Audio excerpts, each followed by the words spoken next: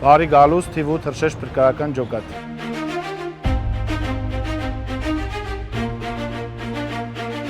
Ներքին գործերի նախարարության փրկարար ծառայության Երևան քաղաքի փրկարարական վարչության թիվ 8 հրշեջ փրկարարական ջոկատում շուրջ 10 տարի է իր ծառայությունն է իրականացնում 2025 թվականի լավագույն հրշեջ փրկարար ճանաչված Էդգար Մարտիրոսյանը։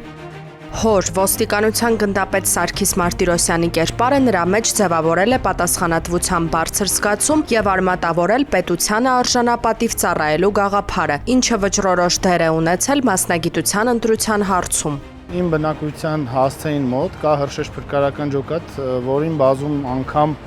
դեռ տարիքում տեսել եմ ու ինձ գրավել է այդ աշխատանքը եւ ես էլ որոշեցի համարել այդ շարքերը։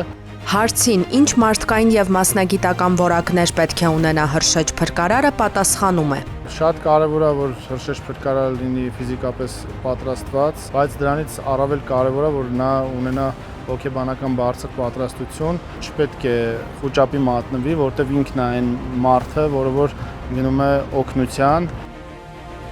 2025 թվականի լավագույն հրշեջ փրկարարը ծառայության ընթացքում բազմիցս է ապացուցել, որ փրկարար լինելը ոչ միայն կոչում է, այլև կենսաձև։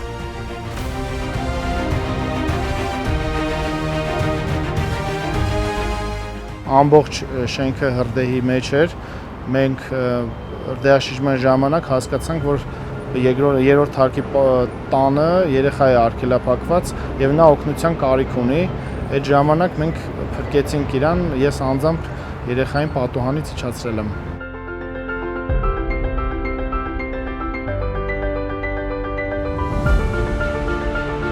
Մարտիրոսյանը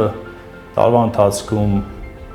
մասնակցել է մի շարք մեծ հրդեհների, իրեն դրսևորել է շատ բարձր մակարդակով։ Հետևյալի մոտ զգացվում է, որ ինքը շատ է սիրում այս ծառայությունը, կարծում եմ ինքը արժանի է այսօր լինել լավագույն հրշեջ փրկարարը։ 2025 թվականի լավագույն հրշեջ փրկարարի խոսքով նման բարձր կոչմանն արժանանալն առաջին հերթին պատասխանատվություն է, ծառայությունն ավելի ջանասիրությամբ իրականացնելու մոտիվացիա։